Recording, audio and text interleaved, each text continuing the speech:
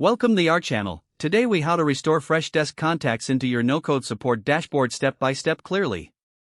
To restore Freshdesk contacts into your no-code support dashboard, start by logging into your Freshdesk account. Navigate to the Contacts section on the left sidebar. From there, locate and select the Export option to download your contact list.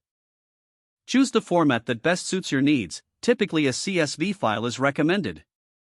Once the download is complete, head over to your no-code support dashboard. Locate the data import function, usually found under Settings or Integrations. Select the option to import contacts and upload the CSV file you just downloaded. Follow the on-screen instructions to map the fields from your Freshdesk contacts to the corresponding fields in your dashboard. Ensure that all relevant data fields are correctly matched to avoid any discrepancies. After mapping is complete, initiate the import process and wait for it to finish.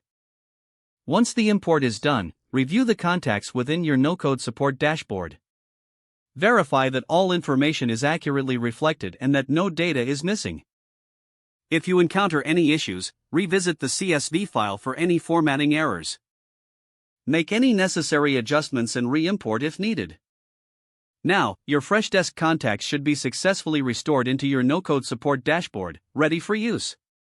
Make sure to keep your contact list updated to maintain an efficient support system. If the page does not load, refresh the browser or try again in a private or incognito window. Make sure you are using the correct email address, then retype it carefully to avoid small typos. If your password is not accepted, use the reset option and create a new strong password you can remember. Check your spam folder for verification or security emails, then complete any requested confirmation steps. Enable two-factor authentication if available to improve account security and reduce unauthorized access risk. After signing in, review your profile details so your contact information and settings are accurate and current. If you see an error message, note it down and try again after restarting your device and internet connection.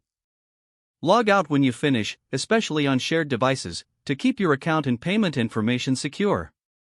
If the page does not load, refresh the browser or try again in a private or incognito window.